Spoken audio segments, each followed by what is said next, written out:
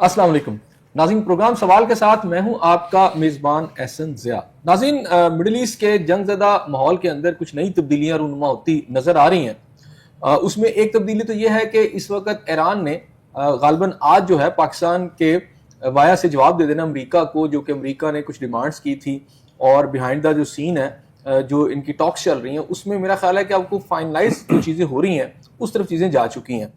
अब ट्रंप साहब का बयान जो है वो दोबारा फिर आज रिपीट हुआ है, जिसके अंदर उन्होंने कहा है कि अगर ईरान ने बातें ना मानी तो फिर एक बहुत बड़ी जंग होगी और बहुत तबाही ईरान के अंदर आएगी। और जबकि ईरान की जो क़यादत है वो बड़ी इस वक्त मुसम्मम इरादे के साथ और जुर्रत रिंदाना के साथ अभी भी ट्रंप को आंखें दिखा रही है, और वो कह रहे हैं कि ऐसे माहौल में मुज़ाकरात कामयाब नहीं हो सकते जहां धमकियां मिलें।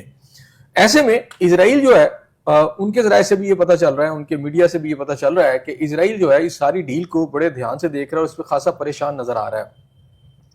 असल इशू जो है कि जो यूरेनियम जो है, खास तौर पर अमेरिका ने जिसकी डिमांड की है कि जो high level in rich uranium है, क्या वो ईरान अमेरिका के हवाले कर देगा या किसी दूसरे मुल्क के हवाले कर देगा, जैसे कि अमेरिका डिमांड कर रहा है।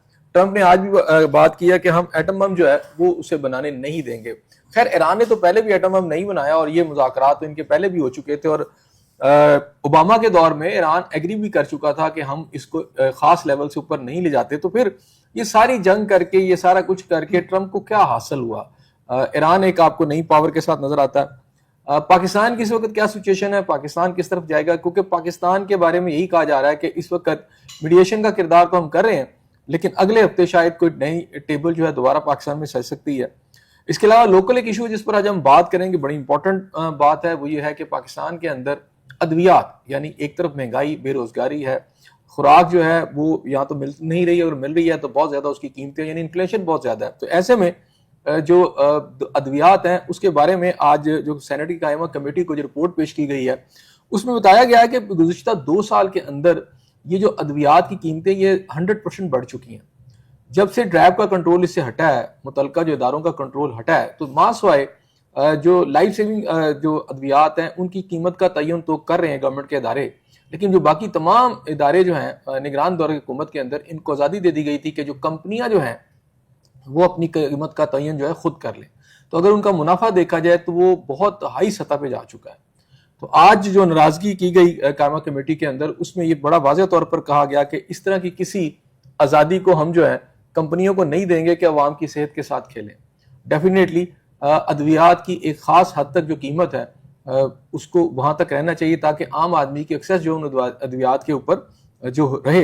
अब ये नहीं है कि ये भी एक प्रॉफिट कमाने का बेहतरीन जरिया बन जाए, क्योंकि पाकिस्तान के अंदर आप अगर हेल्थ की बात करें तो वो भी प्रॉफिटेबल एक बिजनेस है, एजुकेशन की बात करें तो वो भी प्रॉफिटेबल बिजनेस है। तो क्या इस कौम को तमाम बिजनेस माफिया ने आगे कंट्रोल करना है? इसी पर बात करेंगे। मेरे साथ शरीक गुफ्तगू नदीम चौधरी साहब, सीनियर तजियाकार हैं, कॉलमनिस्ट हैं और सीनियर साफ़ी हैं। इनके साथ एहसन रिजवी साहब मौजूद हैं, आप भी तजियाकार हैं, और सलीम भट्टी साहब भी तजियाकार हैं। वैसे तो इनकी सियासी जमात के साथ इनका ताल्लुक भी है, लेकिन आज ये तजिए के तौर पर मैं चाह रहा हूँ कि इनसे बात की जाए।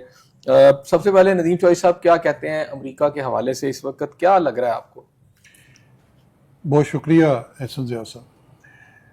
एक्चुअली इस वक्त जो पाकिस्तान की मौजूदा सूरत हाल है सालसी के हवाले से और ईरान अमेरिका जंग के हवाले से देखा जाए तो उसमें ईरान की तो एक जो पोजीशन है बिल्कुल काफ़ी अरसे से जंग के इब्तदाई मरहले से लेके अब तक एक उसकी डायरेक्शन भी ठीक है, उनकी सिमतें भी ठीक हैं, और उनकी जो डिमांड्स हैं उन्होंने उसमें किसी किस्म की कोई लचक भी नहीं दिखाई।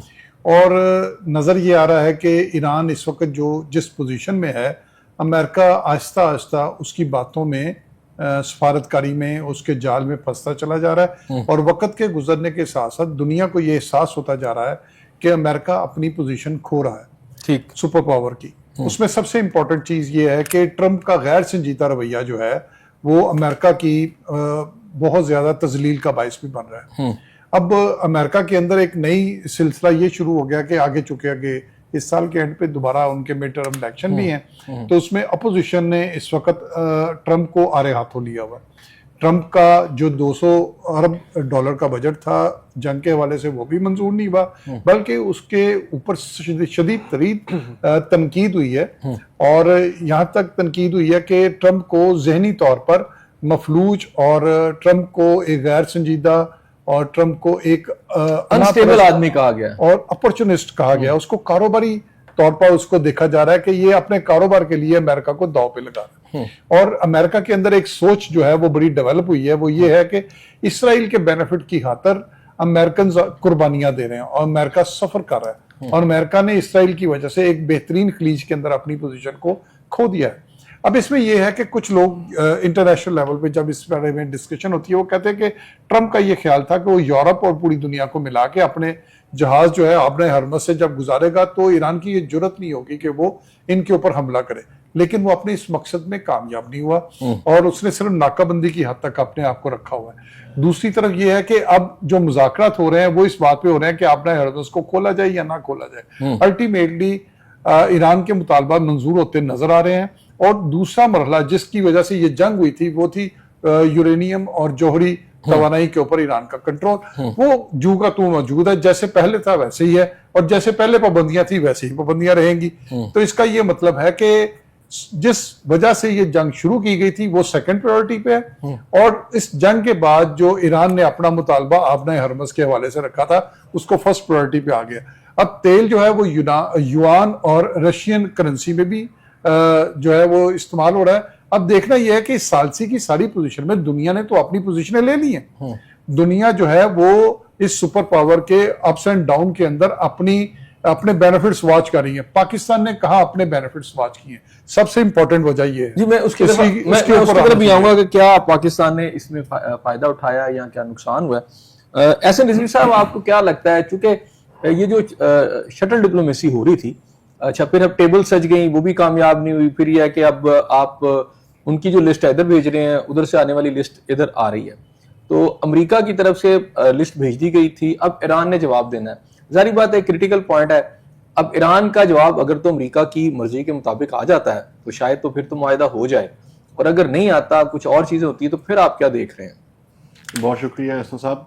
गुजारिश ये है कि जैसे ईरान ने अपनी जंग बड़ी बेहतरीन तरीके से लड़ी, ईरान उसी तरह अपने जो टेबल पे है वो बड़े बेहतरीन तरीके से खेला है। और अभी तक इस्तकामत के साथ ईरान ने जो भी चीजें हैं और जो मीडिएटर्स बीच में मौजूद थे उनका भी ईरान ने एहतराम किया है। और जिस हद तक ईरान अपनी लचक दिखा सकता था वो ईरान ने दिखाई है। जहां तक आपने कहा कि इसमें जो मीडिएटर है जिस तरह पाकिस्तान, तो मैं समझता हूँ पाकिस्तान की यही बहुत बड़ी कामयाबी है कि पाकिस्तान ने एक सीज फायर कराने में कामयाब हुआ। और वो जंग जो 40 दिनों से तक जारी रही और जिसने पूरी दुनिया को जो है वो हिजान में मुब्तला किए रखा, वो किसी ना किसी तौर पर टली हुई है। और जहां तक मेरा ख्याल है आइंदा आने वाले दिनों में भी इंशाल्लाह ताला हमें बेहतरी की उम्मीद रखनी चाहिए। लेकिन यहाँ पे एक चीज बड़ी इंपॉर्टेंट है जो ईरान के हवाले से कहनी, कि ईरान की कौम में एक जज्बा देखा गया जो आज भी आप देखेंगे। ईरान में जब आपका सीज फायर हो चुका है तो ईरान की कौम ईरान की पॉलिटिकल लीडरशिप के साथ भी खड़ी हुई है।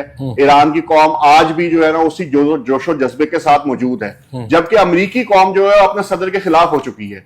तो मैं समझता हूं कि वो जो रिजीम चेंज करने की एक अमरीकियों की थी कि जो हमने रिजीम चेंज करना है, तो रिजीम चेंज करने का तो ट्रंप का जो ख्वाब था वो चकनाचूर हो गया। जहां तक नेतन्याहू की बात है, यही बात मेरा ख्याल है कि नेतन्याहू को भी जो है वो डरावना ख्वाब लग रही है कि रिजीम तो चेंज हुई नहीं। आज गजा में अगर इसराइल बम मारेगा तो ईरान उसका जवाब भरपूर देगा और ईरान के पास आज भी वो ताकत मौजूद है। और आने वाले दिनों में शायद हो सकता है कि ये अच्छा नहीं, इसमें थोड़ा सा रिजवी साहब, लेकिन जो डायरेक्ट जंग नहीं, आपकी बात ठीक है, मुझे मतलब थोड़ा सा क्लियर कर दीजिएगा। आपने कहा जी गजा में अगर बम मारेगा तो ईरान जवाब देगा।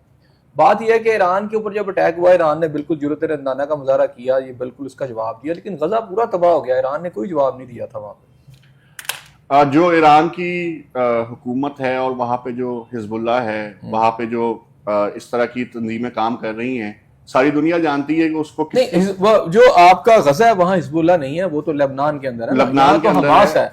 हमास का ईरान से उस तरह कोई ताल्लुक नहीं है। हमास इटसेल्फ खुद वो लड़ती रही है, सारा कुछ हुआ है। बल्कि उनके जो लीडर थे हमास के, हानिया जो थे, वो तो ईरान के अंदर जाके उनकी शहादत कर दी गई थी। अब ईरान का ये मैं मौकफ समझता हूँ कि अमेरिका के खिलाफ वो खड़ा हुआ है, सारी बातें ठीक है, लेकिन पूरा गजा तबाह हो गया, लाखों लोग मर गए, पूरा इंफ्रास्ट्रक्चर तबाह हो गया। ईरान ने अटैक नहीं किया इसराइल के ऊपर, ईरान ने उस वक्त जाके इसराइल पर अटैक किया जब इसराइल ने उस पर अटैक किया। तो मेरा ख्याल है गजा वाला इशू में ईरान की बात कोई समझ नहीं आती।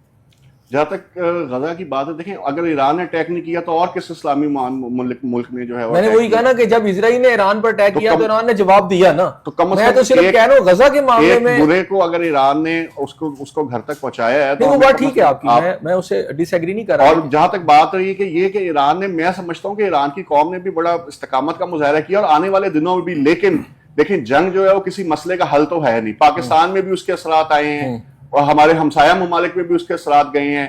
जो कौम हमारी बर्दाश्त कर रही है, जिस तरह वो बाकी ममालिक की कौम भी बर्दाश्त कर रही है, तो मैं समझता हूं कि तमाम ममालिक को अपनी अपनी पोजीशंस, हमारे भाई ने बिल्कुल ठीक कहा कि बड़ी अच्छी ली हैं, लेकिन अब अमेरिकी कौम को अपनी पोजीशन लेनी है। उन्होंने अपनी अपनी पॉलिटिकल लीडरशिप को, ट्रंप को ये बात जो है वो बाय फोर्स या जिस तरह भी वो समझा सकते हैं, उनको समझानी पड़ेगी कि अगर वो इस जंग में दोबारा कूदता है तो ये जंग इंसानियत के लिए। सलीम भट्टी साहब, आप क्या कहते हैं, क्या वाकई आज ईरान ऐसा जवाब दे देगा जिसके ऊपर अमेरिका मुतमईन होकर जंग बंदी को जो है वो कंफर्म कर देगा, या ईरान अपनी अगर मर्जी करेगा तो फिर अमेरिका भी आगे कुछ करेगा? अस्सलाम वालेकुम, शुक्रिया एहसन साहब। जहां तक इस जंगबंदी का ताल्लुक है, मेरा ख्याल है कि जंगबंदी तो हो ही चुकी है। अब तो ये फॉर्मली मतलब एक ऐलान की बात है कि और सिग्नेटरी मतलब हो जाएंगे दोनों कंट्रीज जो हैं किसी भी जगह बैठकर, जैसे पाकिस्तान का नाम अल्हम्दुलिल्लाह जंगबंदी तो नहीं हुई ना, देखिए जंगबंदी नहीं, जंगबंदी ईरान ने नहीं हुई। अभी 2 दिन पहले भी जो है मुत्तहिदा इमारात पर मिसाइल मारे थे, उधर से भी उसका रिएक्शन आया, दुनिया ने किया। फिर गिदड़ भपकियां मैं कहूंगा इनको, नहीं एक वो बहरी जहाज है वो एस्कॉर्ट करने गए थे, जहाज को भी एस्कॉर्ट करने की कोशिश वहां पे भी ईरान ने मिसाइल मारे, ठीक है, मिसाइल भी मारे। लेकिन ये इसको आप उस तरह की जंग नहीं कहा जा सकता ना जिस शद्दोमत से पहले हमले तवातर से हो रहे थे, ईरान पर हो रहे थे, खलीजी ममालिक पे अमेरिकन बेसिस पर हो रहे थे, या इजराइल में। आप इसको लल तो कह सकते हैं, लेकिन देखिए ना अभी तक तो वो जंग वाली बात तो नहीं रहेगी। अब ये सिर्फ एक प्रेशर डालने की बात है, बिल्ड करने की बात है कि एक दूसरे पर, अपने हरीफों पर प्रेशर डालकर ये मनवाया जा सके कि हमारी ये शराइत है, आप इस शराइत पर आ जाओ। अच्छा, आज आपको क्या लगता है ईरान मान जाएगा जो अमेरिका चाह रहा है? मेरा ख्याल है कि दोनों ही माने हुए जो दोनों चाह रहे हैं, ठीक है ना।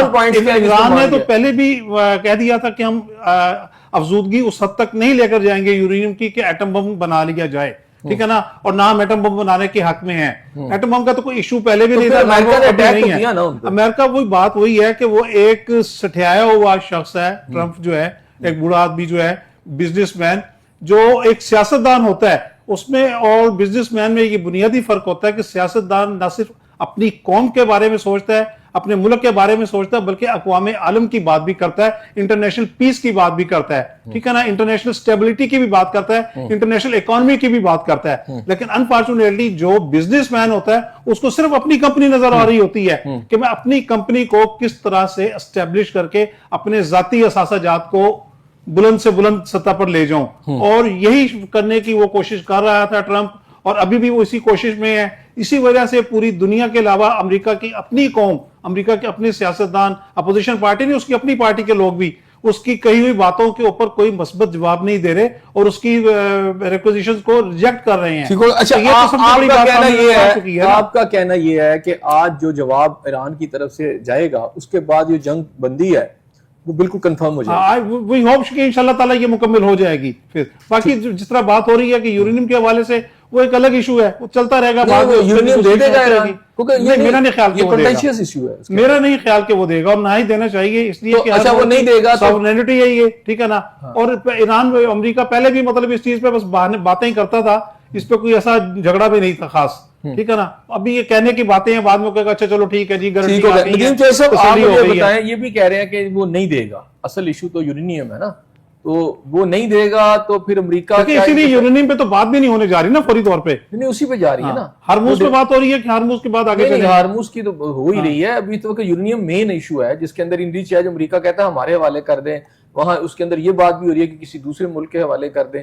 ये एक यानी बोन ऑफ कंटेंशन है दोनों के दरमियान में। ऐसा मैं इसमें एक चीज जरा वाजे कर दूं सर। सर जिस तरह बात के मैं जरा खोल के बयान कर देता हूँ। एक चीज आप देखें, जो इन्होंने बात की ना कि अभी ये जंग खत्म हो चुकी है, ये बेसिकली जंग खत्म हो चुकी हुई है। अच्छा। अब सिर्फ टेबल के ऊपर बैठ के ना मामला तय होने, और ये सफारतकारी की जंग होती है। दूसरे लफ्जों में मैं इसको आसान से लफ्ज में कहूं कि ये जंग बाकायदा तौर पर अमेरिका हार चुका है, और अब सफारतकारी की जो जंग है उसमें भी वो हार रहा है मुसलसल, क्योंकि उसको अपने मुल्क की सपोर्ट नहीं है। दूसरी तरफ अमेरिका देखें कि उनके जितने भी लीडर चाहे मार गए, लेकिन ईरान के जितने भी लीडर शहीद हो गए, ईरान की पूरी अवाम अपनी लीडरशिप के साथ खड़ी है और उनका एक मौकफ है, ये उनकी जीत है।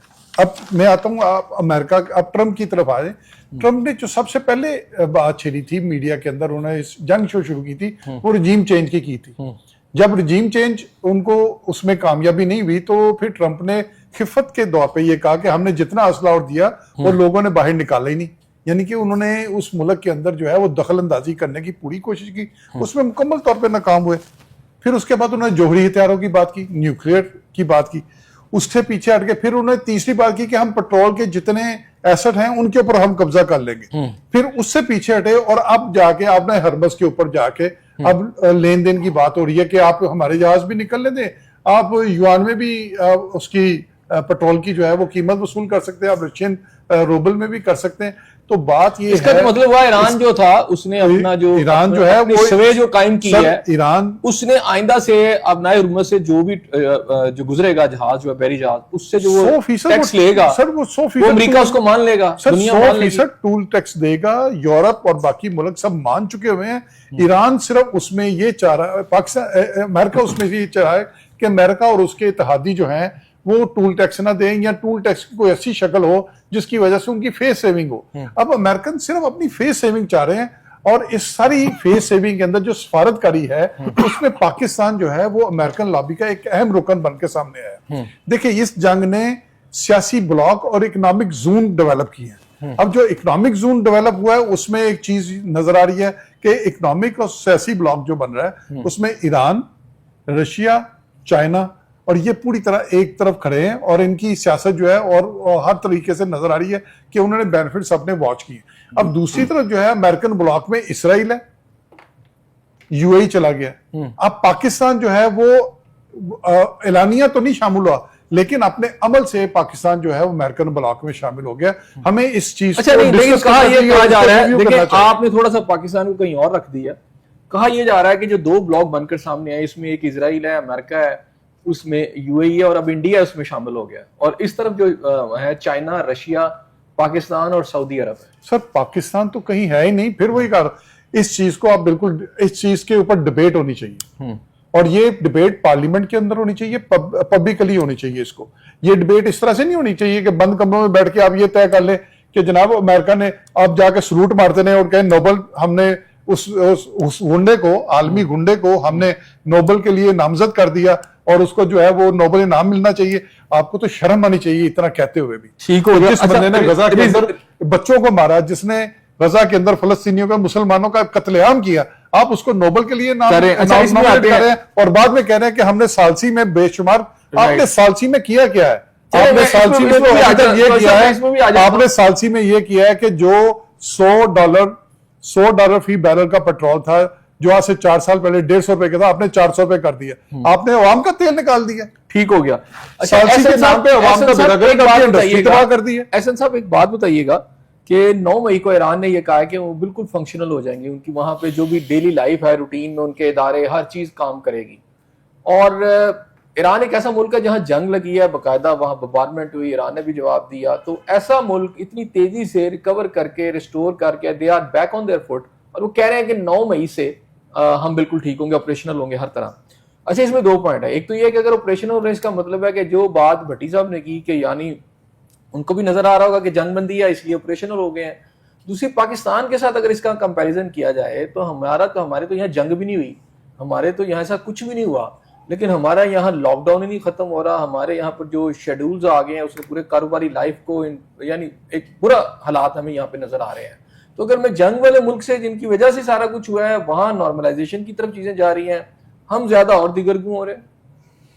देखिए सब बात यह है कि ईरान की जहां तक नॉर्मलाइजेशन की बात है, ईरान ने तो इससे पहले भी साल पाबंदियों का सामना किया, और ईरान ने अपने वसाइल के अंदर रहते हुए, उनकी क़यादतों ने अपनी जेब के अंदर रहते हुए जो है वो हुकूमतें की हैं, और उसका जो है वो आप देख रहे हैं कि समर उनको मिल रहे हैं। जहां तक पाकिस्तान की बात है तो आपकी बात बिल्कुल बजाय है कि पाकिस्तान के अंदर अवाम ने जितना टैक्स और जितना टैक्स पेट्रोल के नाम पे लिया जा रहा है, जो टैक्स बिजली के नाम पे लिया जा रहा है, और आवाम को यही बताया जा रहा है कि जी आलमी हालात ऐसे हैं, आलमी हालात ऐसे हैं, तो पाकिस्तान की क़यादत को, चाहे वो वजीर आजम शहबाज शरीफ साहब हो, चाहे फील्ड मार्शल आसिफ मुनीर साहब हो, सदर पाकिस्तान आसिफ अली जरदारी साहब हो, ये तमाम पार्टीज को बैठ के, और इसमें हमें तहरीक इंसाफ के भी लोगों को, हमें क्योंकि एक सूबे में हुकूमत उनकी भी है, तो हम सारे स्टेक होल्डर्स को बैठ के ये सोचना पड़ेगा कि आखिर आवाम को हम रिलीफ कब देंगे। कोरोना आया 2 साल 3 साल आवाम को कोरोना में स्मार्ट लॉकडाउन और लॉकडाउन में रखा, उसके बाद कोरोना निकला, आज कुछ मुस्तहकम होने लगी थी, आज आप ताजरों को जो है वो मार रहे हैं, वो आपकी फोर्सेस जो है वो ताजरों को मार रही हैं, जो 8 बजे दुकानें नहीं बंद करता उसको 10-10 हजार के चलान हो रहे हैं।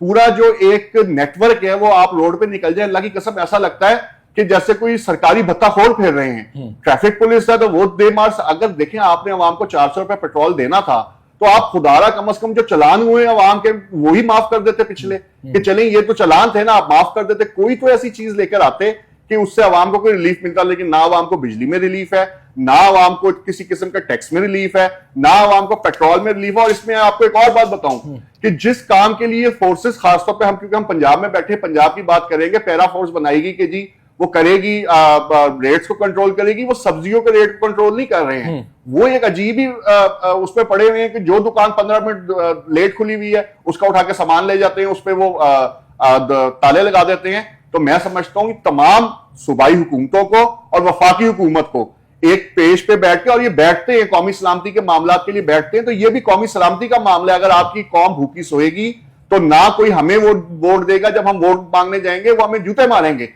तो खुदारा इस बात को समझें, तमाम क़यादत है इसमें, मैं पीपल्स पार्टी की क़यादत को भी कहूंगा, नून लीग की क़यादत को भी कहूंगा, तहरीक इंसाफ की क़यादत को भी कहूंगा, और अस्करी क़यादत को भी कहूंगा कि आप एक पेज पर बैठें और अब कुछ दिन जो है वो आवाम के लिए एक 12 घंटे की मीटिंग आवाम के लिए भी करें, और जो आपने फैसले किए थे वो भी आप इंप्लीमेंट कराने में नाकाम हुए हैं अभी तक, तो उनको ही कम से कम इंप्लीमेंट करवा लें, तो थोड़ी सी जान आवाम की। सलीम भट्टी साहब, इस वक्त इंटरनेशनल ऑयल की जो कीमत है पर बैरल जो है आज $100 से भी नीचे आ चुकी है।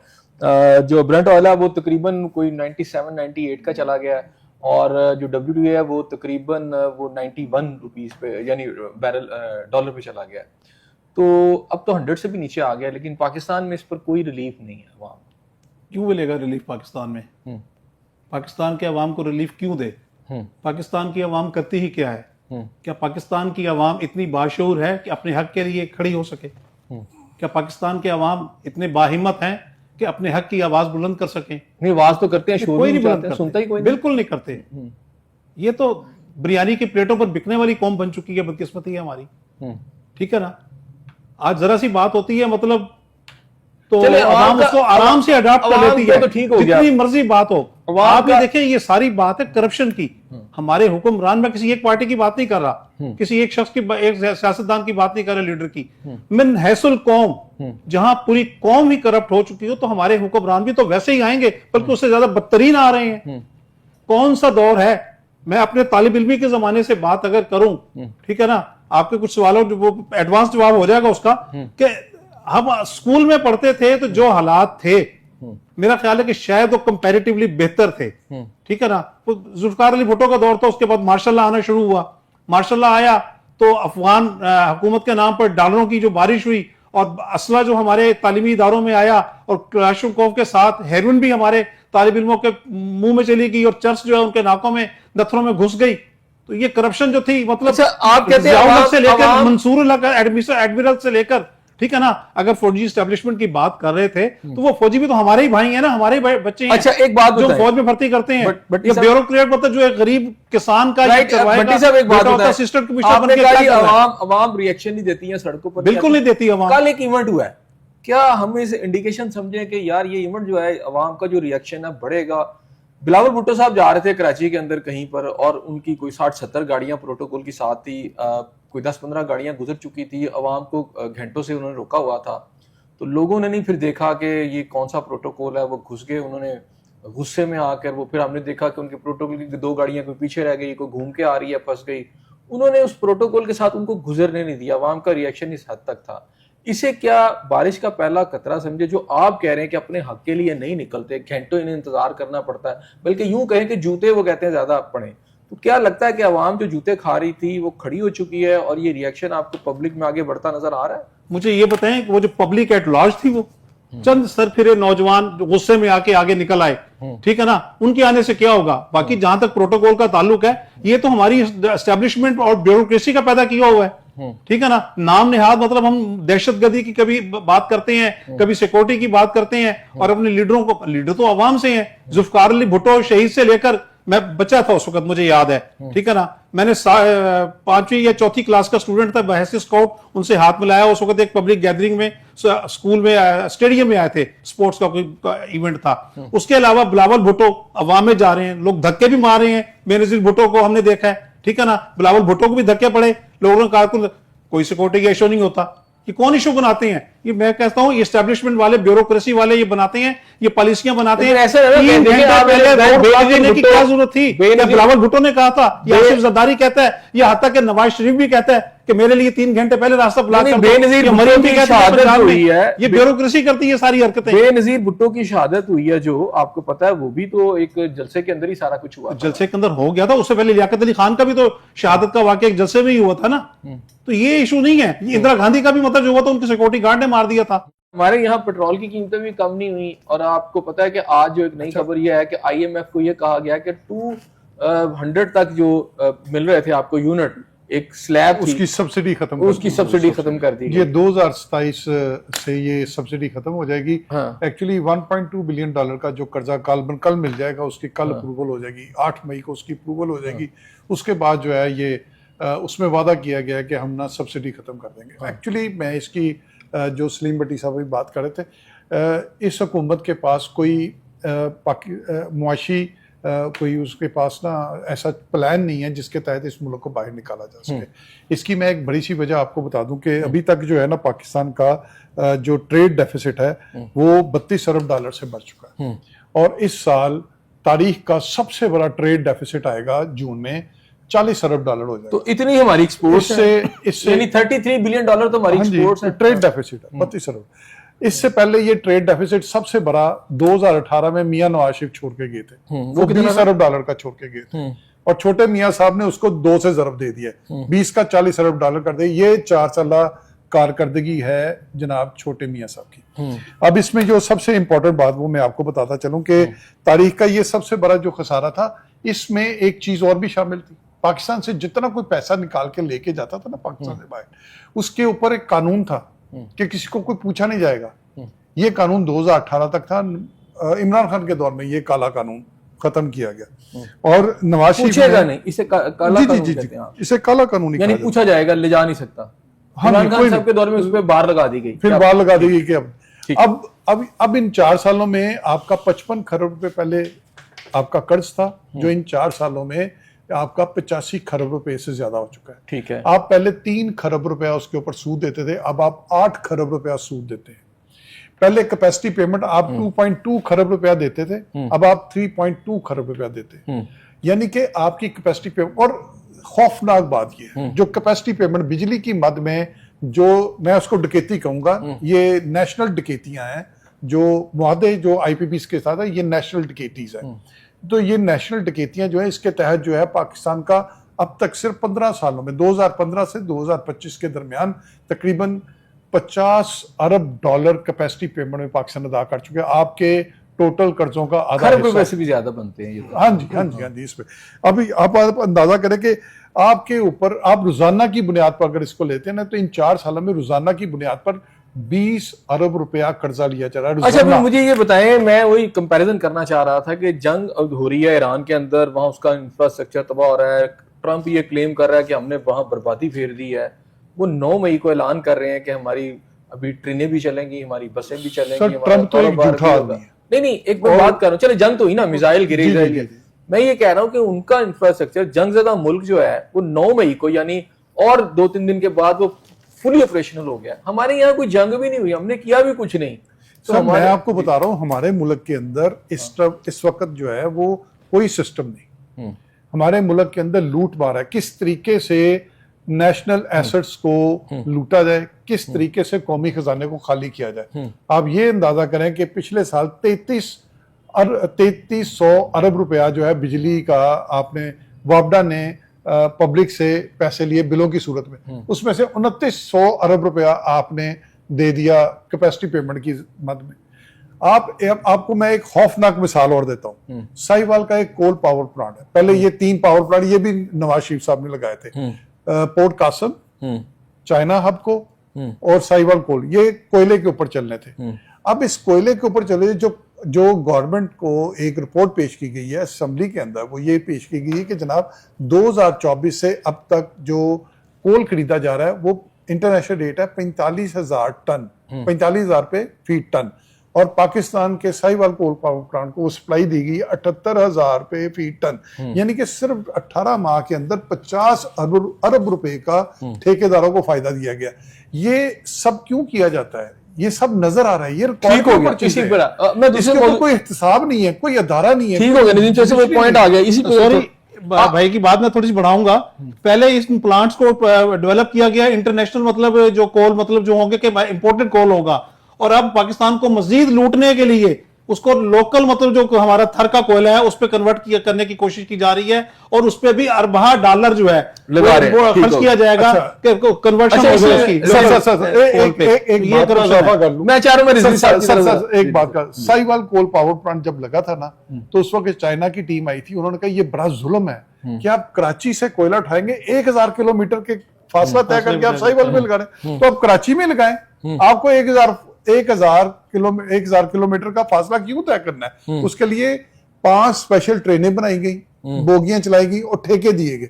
बेसिकली ये ठेकों के अंदर घपले करने के लिए और कौमी दौलत लूटने के लिए सारा कमीशन माफिया। ठीक हो गया। रिजवी साहब ये बताइएगा कि इस वक्त मैंने अद्वियात की बात की, मैं चाह रहा हूं कि उसके ऊपर भी बात कर लें। पाकिस्तान जैसा गरीब मुल्क, और यहाँ पर कार्टल्स है ना, चीनी का कार्टल, आटे का कार्टल, और अब ये अद्वियात का कार्टल, और निगरान हुकूमत में ये सारी इजाजत दी गई थी। अब पता चला है कि अरबों रुपए इन्होंने भी कमा लिए हैं, और गरीब आदमी को अद्वियात भी मुयस्सर नहीं है। इसके ऊपर क्या कहते हैं? बहुत अफसोसनाक सूरत हाल है जो सेनेटरी कायमा कमेटी में पेश हुई है, और उसमें आप देखेंगे जो एक बिल्कुल कॉमन सी दवा है जो सर्दी की, खांसी की, वो एक दवा जो है वो 27 रुपए से लेके 100 गोलियां जो है वो आज जो है वो आप समझ लें कि 475 रुपए की बिक रही है। 1600% इजाफा हुआ है उस दवा में।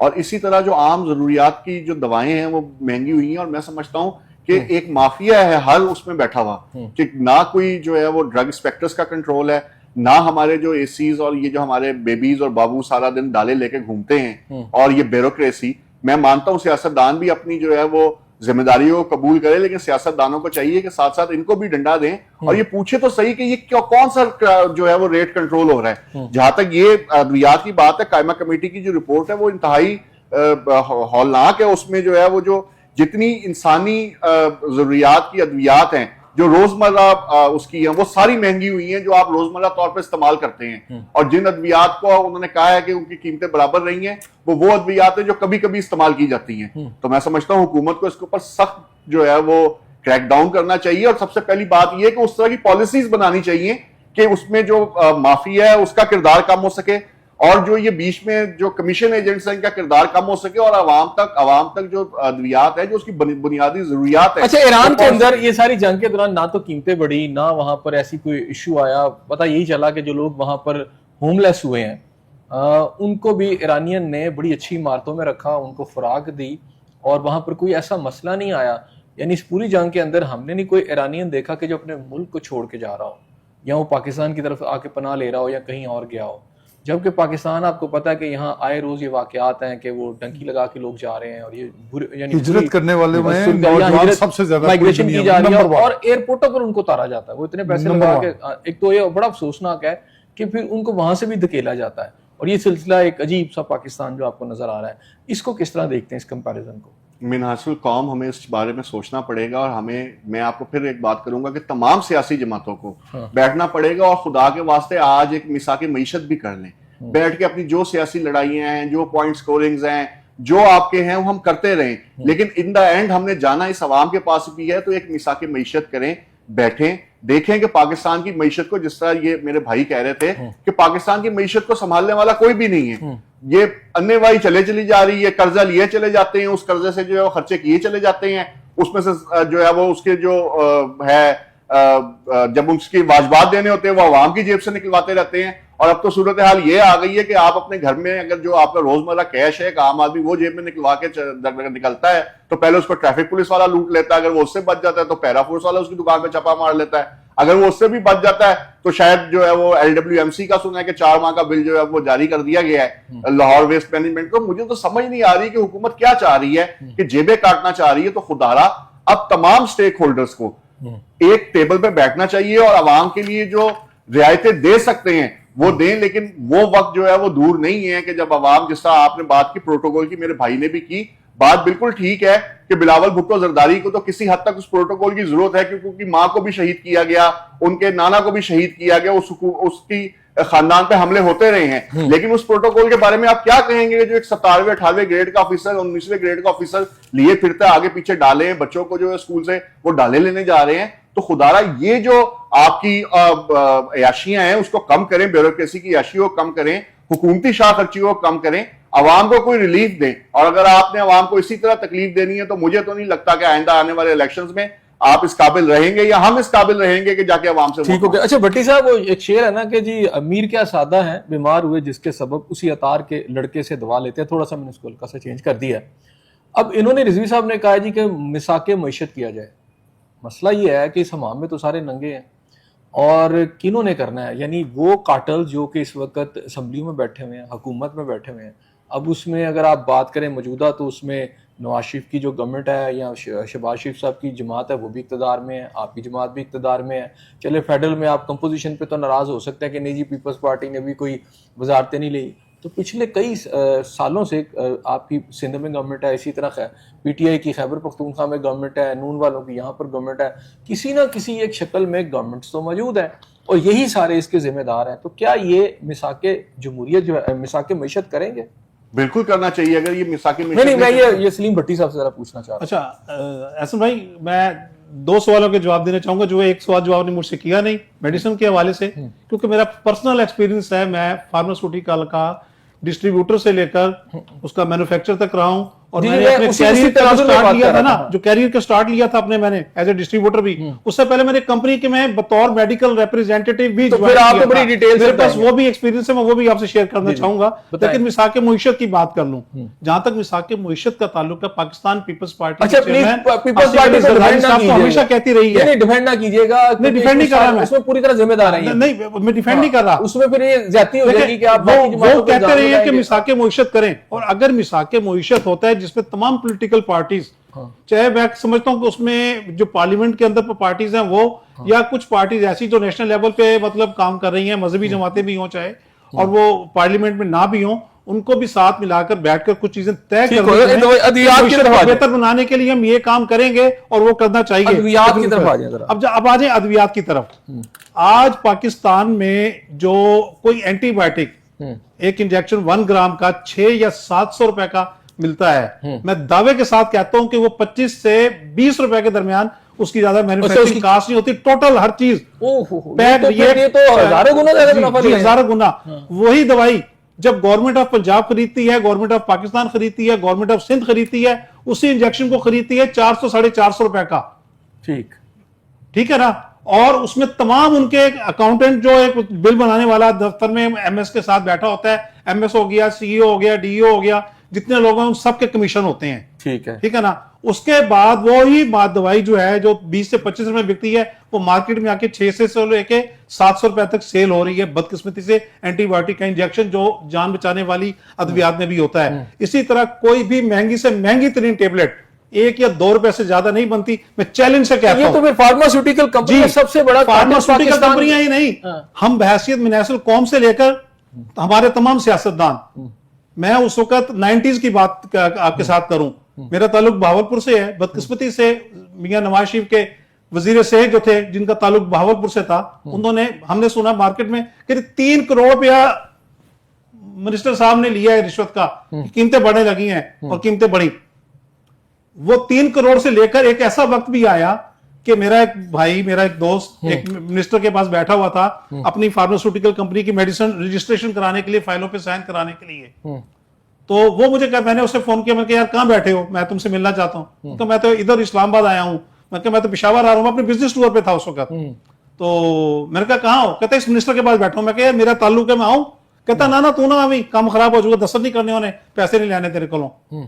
तो ये मिनिस्टर जो है फेडरल ड्रग इंस्पेक्टर से लेकर डिस्ट्रिक्ट जो लेवल पे और तहसील लेवल पे जो ड्रग इंस्पेक्टर अपॉइंटेड है, इसका मतलब जो फेडरल मिनिस्टर होते हैं वो भी तो अपनी कमीशन फिर इसमें लेते हैं सब सारे और सारे आपका क्या ख्याल है कि फेडरल मिनिस्टर ने उसको पैसा लेकर अपनी जेब में डाल लिया होगा? जब मेरे जैसे एक मामूली से वर्कर ने, मजदूर ने, जो बहावलपुर जैसे मतलब एक पसमानदा इलाके में बैठ के काम कर रहा था, उसको ये कान में भनक आ गई कि 3 करोड़ रुपया मिनिस्टर साहब चूंकि थाड़े बहावलपुर दी है ने, तो सामने क्लियर होगी बात, ये ले रहे हैं और इतने परसेंट ये दवाई, और उसी तरह कीमतें बढ़ी।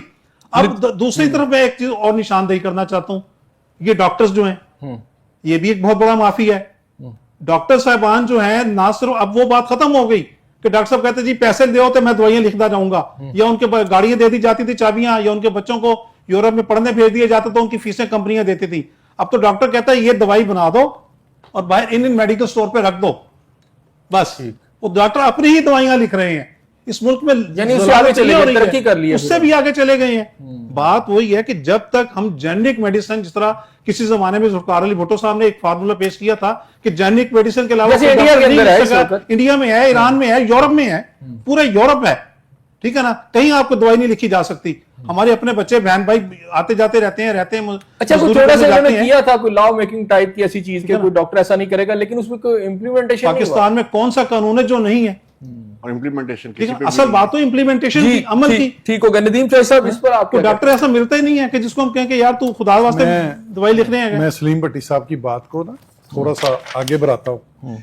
एक तो ये है कि ये जो drug regulatory authority of Pakistan है, इसने जो कीमतें बढ़ाई हैं ना सर, इसमें कुछ की कीमतें कम की हैं और कुछ की कीमतें बढ़ाई हैं, लेकिन 329 अद्वियात ऐसी हैं जिनकी 50 से 100% तक उनकी कीमत। अच्छा, एक बात यहाँ जरा कर लीजिए। अच्छा, भट्टी साहब ने बात बताई है ना, बड़ी इंपॉर्टेंट बात है, और मेरा ख्याल है ये दुरुस्त है कि ये जो चीज है इसकी जो मैन्युफैक्चरिंग कॉस्ट है बाज़ का 60-70 रुपए होती है और वो 700 रुपए। सर मेरा अपना अगर कीमत कम भी कर दी जाए तो कितनी है? हर्बल मेडिसिन का और कॉस्मेटिक मेडिसिन का मेरा 18 साल का मैन्युफैक्चरिंग का एक्सपीरियंस है। अगर ये इतनी महंगी कर दी गई, कुछ कम भी कर दी जाएगी तो उसमें क्या फर्क है? मैं खुद मैन्युफैक्चर रहा हूं, मुझे पता है रॉ मटेरियल की क्या प्राइस है, पाकिस्तान के तमाम महकमे करप्शन के अंदर लुथरे हुए हैं। ये सेहत का महकमा तो अब कारोबार बन चुका हुआ है, तो इस और हमारे मुल्क के अंदर करप्शन के ऊपर तो कोई सजा होती नहीं। सजा अगर होती है तो गरीब आदमी को होती है, ताकतवर जो है वो आप यानी पीरा शीरा आम ताजर को पकड़कर रेडी वाले को तो मार रहे हैं।